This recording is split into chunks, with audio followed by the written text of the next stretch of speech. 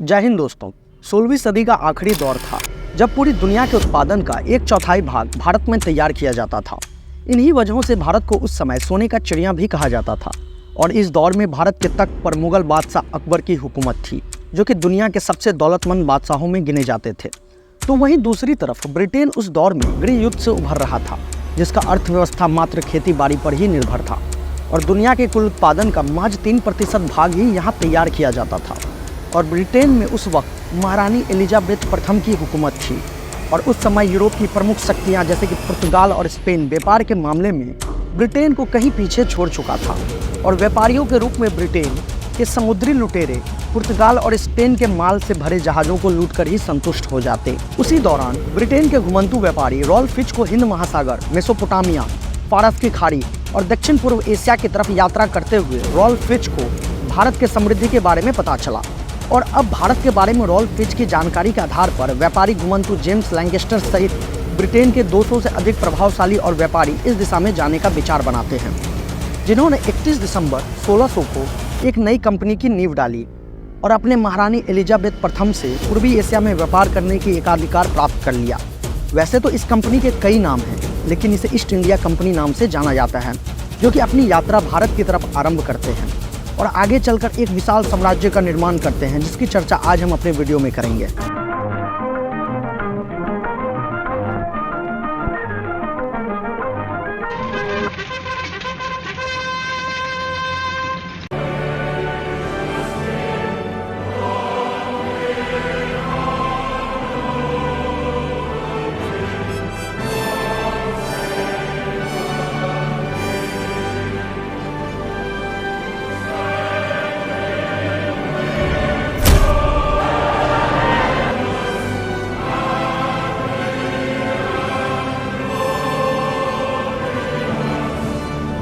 सन 1600 ईस्वी में भारत यात्रा पर निकले ईस्ट इंडिया कंपनी ने शुरुआती दिनों में दूसरे क्षेत्रों में यात्रा करने के बाद अगस्त सन 1608 में कैप्टन विलियम हॉकिंस ने भारत के सूरत बंदरगाह पर ईस्ट इंडिया कंपनी आने का ऐलान कर दिया है। मगर उस समय तक ब्रिटेन के बिजनेस कॉम्पिटिटर डच और पुर्तगाली पहले से ही भारत में मौजूद थे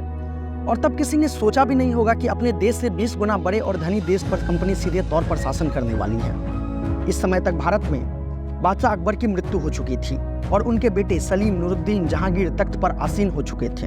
और इस समय संपत्ति के मामले में केवल चीन का मिंग राजवंश ही मुगल से बराबरी कर सकता था। और इसे देख कैप्टन विलियम हॉकिंस को यह जल्द एहसास हो गया कि इतने बड़े मुगल सेना के साथ वैसा युद्ध नहीं किया जा सकता जैसा कि उस समय यूरोप में चल रहा था। इसीलिए उनको समझ आ गया कि उसे मुगल बादशाह की इजाजत के साथ साथ सहयोग की भी जरूरत होगी। इसीलिए हॉकिंस 1 साल के भीतर मुगल राजधानी आगरा पहुंचता है,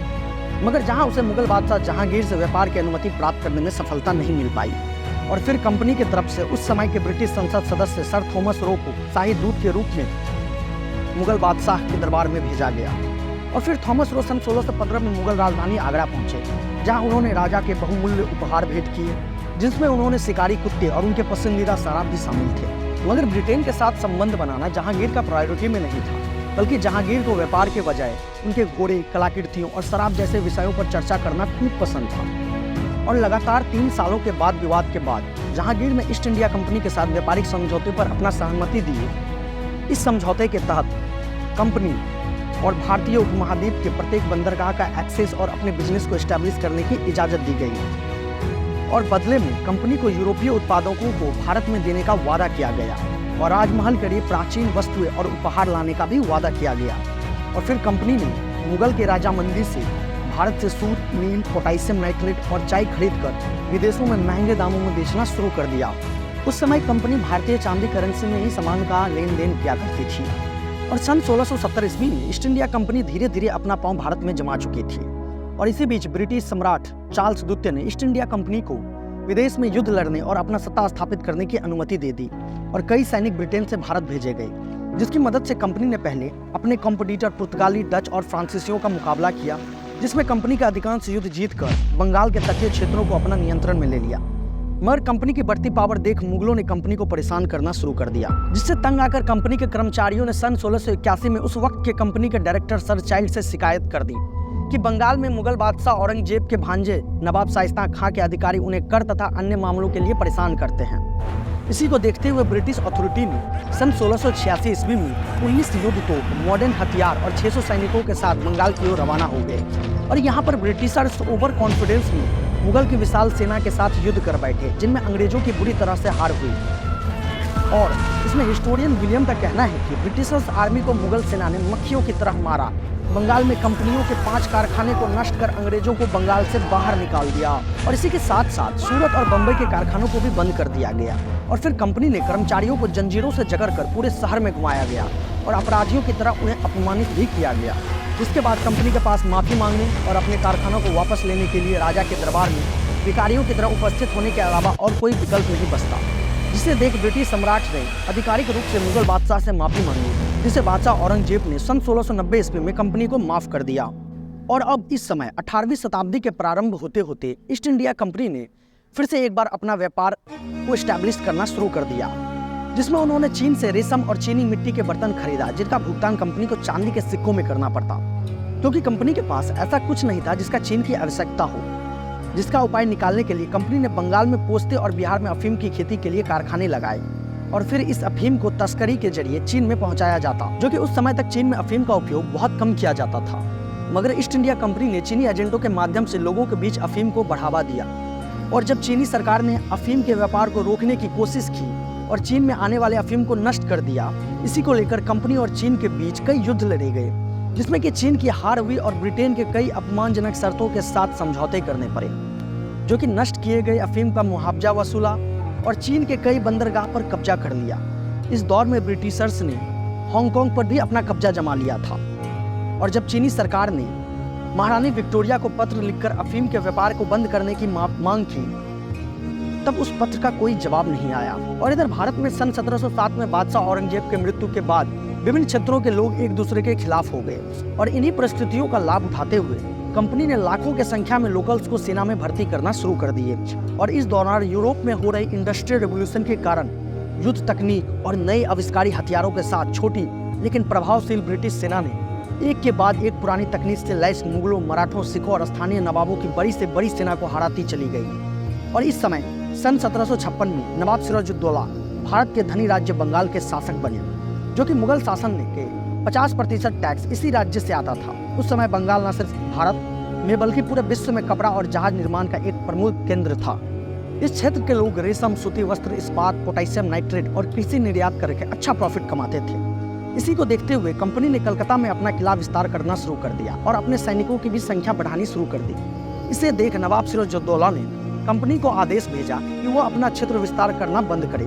मगर अंग्रेजों ने उनकी एक ना सुनी। इसी को देखते हुए नवाब ने कलकत्ता पर हमला करते हुए अंग्रेजों के किला पर कब्जा कर लिया, जिसे देख कंपनी ने भेद नीति को अपनाते हुए नवाब के सेनापति मीर जाफर को अपने साथ मिला लिया, क्योंकि उसके मन में शासक बनने की इच्छा थी। और इसी बीच 23 जून 1757 को कंपनी और नवाब के बीच बैटल ऑफ प्लासी लड़ा गया, जिसमें मॉडर्न हथियारों और मीर जाफर के विश्वासघात के कारण इस युद्ध में कंपनी की विजय हुई और मीर जाफर को एज अ पपेट सिंहासन पर बैठा दिया गया। और अब कंपनी मीर जाफर से राजस्व वसूलने लगी और इसी प्रकार भारत में ब्रिटिशर्स द्वारा लूटपाट का युग आरंभ होता है। और जब मीर जाफर का खजाना खाली हो गया तो उसने कंपनी से पीछा छुड़वाने के लिए डच सेना की मदद ली और सन 1759 और 1764 के युद्ध में जीतने के बाद कंपनी ने बंगाल का प्रशासन सीधे तौर पे अपने हाथों में ले लिया। और अब कंपनी ने नए नए टैक्स इंट्रोड्यूस करना शुरू कर दिया। बंगाल का सामान सस्ते दामों में खरीदकर दूसरे देशों में महंगे दामों पर बेचना शुरू कर दिया। 18वीं शताब्दी के प्रारंभ में कंपनी चांदी के सिक्कों में कपास और चावल खरीदते थे, मगर प्लासी की लड़ाई के बाद ईस्ट इंडिया कंपनी ने टैक्स और राजस्व की सहायता से भारत से ही पैसा लेकर उनसे ही सामान खरीदना शुरू कर दिया और भारत के व्यापार पर एकाधिकार स्थापित करने लगे। इस समय दुनिया के प्रत्येक देश के व्यापारी भारत के साथ व्यापार करते थे और भारत के अन्य उद्योगों की तुलना में कपड़ा उद्योग काफी बेहतर स्थिति में था, जो कि भारत से सूती और ऊनी कपड़े खरीद कर मलमल जैसे प्रोडक्ट एक्सपोर्ट किया करते थे। कपड़ा बुनाई के अलावा लोहे के काम में भी भारत काफी प्रगति कर चुका था और लोहे से बना सामान विदेशों में निर्यात किया जाता था। मगर ईस्ट इंडिया कंपनी एक व्यापारिक कंपनी तो थी, इसके बावजूद कंपनी के पास 2.5 लाख से अधिक सेना की एक बड़ी फौज थी। जहां कंपनी को व्यापार से लाभ की संभावना नहीं होती, वहां वो सेना की मदद से संभव बना लेते। बंगाल पर नियंत्रण लेने के बाद कंपनी की नजर अब पूरे भारतवर्ष पे थी। मगर 1774 ईस्वी आते आते भारत में एक प्रमुख मराठा शक्ति उभर के आ चुकी थी, मगर मराठाओं के बीच चल रही इंटरनल पॉलिटिकल पावर कॉन्फ्लिक्ट के चलते अंग्रेजों ने अपनी टांग अड़ाने की कोशिश की, जिसका परिणाम ब्रिटिश और मराठाओं के बीच सन 1775 से 82 ईस्वी में फर्स्ट एंग्लो मराठा युद्ध लड़ा गया, जिसमें छापेमार युद्ध नीति और कुशलतापूर्वक कूटनीति के साथ मराठाओं ने कंपनी को बुरी तरह से हराया। और इसके बाद कंपनी ने मराठाओं से संदेह की और कहा कि उनके मामले में वो हस्तक्षेप नहीं करेंगे। मगर 1802 ईस्वी में फिर से ब्रिटिशर्स और मराठा के बीच सेकेंड एंग्लो मराठा युद्ध लड़ा गया, मगर मराठाओं ने फिर से विजय प्राप्त कर अंग्रेजों की धूल चटा दी। मगर कंपनी ने फिर भी हार नहीं मानी और सन 1818 में तीसरी और अंतिम एंग्लो मराठा युद्ध लड़ा गया, जिसमें मराठा पेशवा बाजीराव द्वितीय को हराकर उनसे सारी पावर्स छीन ली गई और अब ब्रिटिशर्स पूरे भारत में सबसे शक्तिशाली बन चुके थे और भारत के अधिकांश हिस्सों पर कब्जा कर लिया। और कंपनी ने अपने पपेट शासक के रूप में कई स्थानीय शासक बनाए जो कि कंपनी को राजस्व देते थे, और सत्ता तो स्थानीय शासक चला रहे थे मगर उनकी बागडोर कंपनी के हाथों में थी और आज के अधिकांश राजस्व ब्रिटिश तिजोरियों में ही जाती थी और जनता मजबूर थी। अगस्त 1765 में ईस्ट इंडिया कंपनी ने मुगल बादशाह आलम को हराया और फिर बंगाल के साथ साथ बिहार और उड़ीसा जैसे प्रांतों में राजस्व वसूलने लगे। तो इधर मुगलिया शासक के अंतिम दौर के शासकों द्वारा जो जनता धन एकत्रित किए गए थे वो सारा शाही परिवार की विलासिता में खर्च किया जा रहा था। और इसी बीच बिहार और बंगाल जैसे प्रांतों में मौसम के प्रतिकूल स्थिति के कारण कई वर्ष अकाले में रही, तो वहीं कंपनी ग्रामीण आबादी पर भी भारी कर लगाए, जिस कारण जनता कंगाल हो चुकी थी। और इसी बीच कंपनी ने एक नया बिजनेस खोला, बिजनेस राजा बनाने का। यदि कोई स्थानीय शासकों में वाद विवाद होने पर कंपनी स्थानीय शासकों को अपनी सेना किराए पर देने लगे, जिसके चलते स्थानीय शासक खर्चों के तले बोझ की वजह से वो जल्द ही कंगाल हो जाते और उन्हें अपना पूरा शासन गंवाना पड़ता। इस तरह कंपनी लगातार अपने क्षेत्र में विस्तार कर रही थी और इसी बीच कंपनी ने मानवीय त्रासदी से लाभ उठाने से भी पीछे नहीं रहे। जो चावल 1 रुपये का 120 सेर मिल रहा था वह बंगाल के अकाल के दौरान 1 रुपये में केवल 3 सेर मिलने लगा। मुगल शासन के दौरान अकाल के दौरान फिर भी तो टैक्स कम किया जाता था, मगर कंपनी अकाल के दौरान टैक्स बढ़ा दिया जाता था और यहाँ आम जनता एक रोटी के लिए अपने बच्चे को बेचने लगे। और इस दौरान सन 1799 ईस्वी में भारत के दक्षिण के मैसूर शासक टीपू सुल्तान ने फ्रांस के तकनीकी सहयोग के साथ कंपनी का वास्तविक प्रतिरोध किया और टीपू सुल्तान ने कंपनी को 2 युद्ध भी हराए, मगर कंपनी ने अन्य शासकों के साथ मिलकर टीपू सुल्तान पर भी काबू पा लिया। उस समय लॉर्ड विलेजली बंगाल के गवर्नर थे और उनके कार्यकाल में कंपनी को सैन्य विजय तो मिल रही थी, मगर इसके बावजूद वो फाइनेंशियल क्राइसिस का सामना करना पड़ रहा था और उस समय उसका कर्ज बढ़कर 3 करोड़ पाउंड तक पहुंच चुका था। इसीलिए ब्रिटिश सरकार ने लॉर्ड विलेजली को वापस बुला लिया और सन 1813 ईस्वी में ब्रिटिश संसद ने ईस्ट इंडिया कंपनी के मोनोपोली को खत्म करते हुए अन्य ब्रिटिश कंपनी को व्यापार करने और कार्यालय खोलने की अनुमति देती है। और अब भारत में और भी कई विदेशी कंपनियां आनी शुरू हो गई, जिन्होंने यूरोप में हुए इंडस्ट्रियल रेवोल्यूशन के बावजूद भी ब्रिटेन के कपड़े अब भी भारत में बिक नहीं रहे थे, जिनमें ब्रिटेन के सदन में थॉमस मुनरो जो 1820 में मद्रास के गवर्नर बने, उनका कहना था कि भारतीय कपड़े क्वालिटी में ज़्यादा अच्छे हैं, इसी कारण हमारा कपड़ा नहीं बिक रहा। इसीलिए अब ब्रिटिशर्स ने ब्रिटेन में बने कपड़े को लोकप्रिय बनाने के लिए भारत के सदियों पुराने कपड़े फैक्ट्री को पूरी तरह से नष्ट कर दिया, जिस कारण जो 1815 में ब्रिटेन कर एक्सपोर्ट 25 लाख पाउंड से बढ़कर 1822 में 48 लाख पाउंड पहुंच गई। उस समय बांग्लादेश में ढाका, जो कि कपड़ा निर्माण का एक प्रमुख केंद्र था, उसकी आबादी 1.5 लाख से घटकर 20,000 हो गई। उस समय के बंगाल के जनरल गवर्नर विलियम बेंटिक ने अपने 1834 के रिपोर्ट में लिखा, यह समय इकोनॉमी के दृष्टिकोण से इतिहास में ऐसा और उदाहरण नहीं मिलता जब किसानों की आय पर 66% टैक्स लगा दिया गया, जो कि मुगल काल में फिर भी 40% थी। नमक सहित रोजमर्रे के जीवन में उपयोग होने वाली सभी वस्तुओं पर टैक्स लगा दिया गया। इससे नमक की खपत आधी हो गई और कम नमक खपत होने के उपयोग के कारण गरीबों के स्वास्थ्य पर इसका बहुत ही बुरा प्रभाव देखने को मिलता है, जिससे कि हैजा, लू जैसे बीमारियों से कई आम आदमी मारे गए। यह दौर भारत के इतिहास में एक संघर्षपूर्ण दौर रहा, जब भारत पूरी तरह से कंपनी के अधीन हो गई और अब भारत औद्योगिक देश की जगह कृषि प्रधान देश में बदल दिया गया ताकि ब्रिटेन में आया सामान भारत में बेचा जा सके। यह समय भारत को अपनी गुलामी का एहसास होना शुरू हो चुका था और इसी बीच सन 1833 में ब्रिटिश संसद द्वारा एक कानून पारित किया जाता है, जिसमें ईस्ट इंडिया कंपनी से व्यापार करने का अधिकार छीन लिया गया और इसे एक सरकारी निगम में बदल दिया जाता है,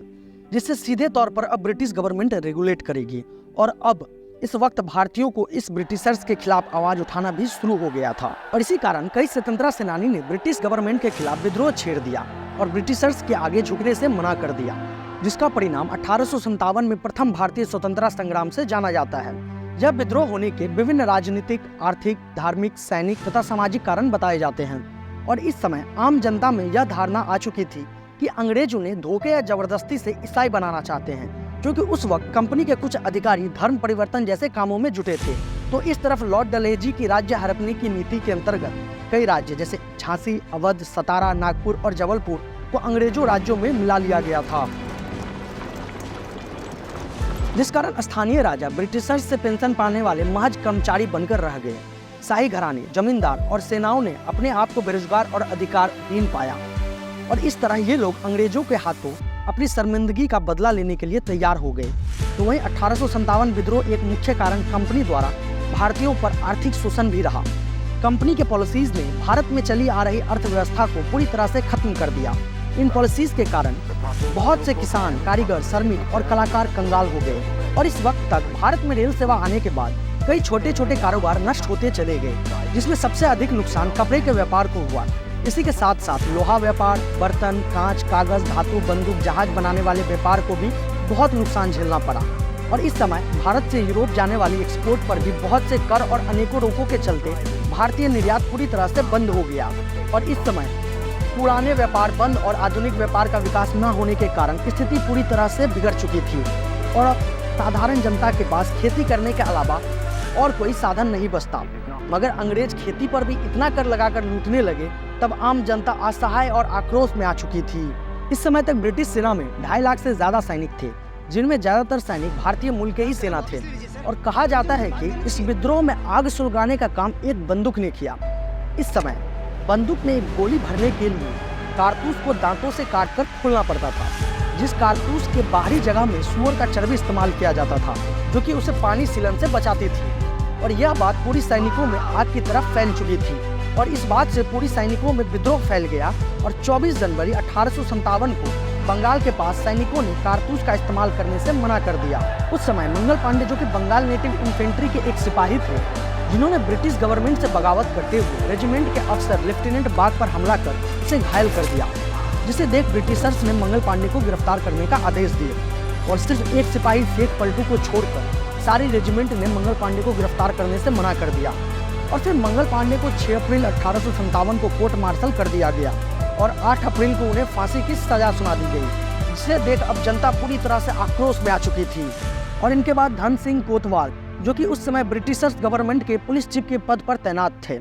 जिन्होंने 1857 की स्वतंत्रता संग्राम का बिगुल 10 मई 1857 को मेरठ से शुरुआत की, जिनके एक इशारे पर हजारों की संख्या में भारतीय क्रांतिकारी रातों रात मेरठ पहुंच गए और इधर अंग्रेजों के खिलाफ बगावत की खबर मिलते ही आसपास के गांव के हजारों ग्रामीण भी मेरठ पहुंच गए और देर रात 2 बजे केसरगंज में स्थित जेल तोड़कर 836 कैदियों को आजाद कराकर जेल में आग लगा दिया और सभी कैदी क्रांति के रंग में शुमार हो गए। और फिर इन क्रांतिकारियों के बड़े समूह ने पूरे सदर बाजार और अंग्रेजी हुकूमत के सभी चीजों को नेस्तो नाबूद कर दिया और सभी क्रांतिकारी रातों रात दिल्ली पहुंच गए। मगर इधर अंग्रेज ने धन सिंह कोतवाल को दोषी पाते हुए उन्हें फांसी की सजा सुना दी। मगर इस वक्त तक बहुत देर हो चुकी थी, क्योंकि अब पूरा भारत में बगावत की आग फैल चुकी थी अंग्रेजी हुकूमत के खिलाफ और इस समय स्वतंत्रता सेनानी में 50 लाख से ज्यादा भारतीयों ने अपने हाथ में हथियार उठाकर ब्रिटिशर्स के खिलाफ जंग आज़ादी का ऐलान कर दिया। मगर अपने आधुनिक हथियारों और सैन्य बल का उपयोग करके ब्रिटिशर्स ने हजारों लोगों को मार डाला, फांसी पर लटकाए गए और कितनों को तो कुचल डाला गया और अंततः ब्रिटिशर्स ने इस महायुद्ध में काबू पा लिया, जो कि यह ब्रिटिश राज्य के इतिहास में सबसे बड़ा नरसंहार माना जाता है। इसी को देखते हुए स्वतंत्रता संग्राम के अगले वर्ष उसी समय के ब्रिटेन की महारानी कंपनी के अधिकारों को समाप्त कर शासन का बागडोर सीधे तौर पर अपने हाथों में ले लिया और कंपनी की सेना को ब्रिटिश सेना में मिला लिया गया और कंपनी की नौसेना को भंग कर दिया गया और अब भारत में अगले 90 वर्षों के लिए सीधे तौर पर ब्रिटिश गवर्नमेंट राज करती है, जिसकी चर्चा हम अपने नेक्स्ट वीडियो में करेंगे।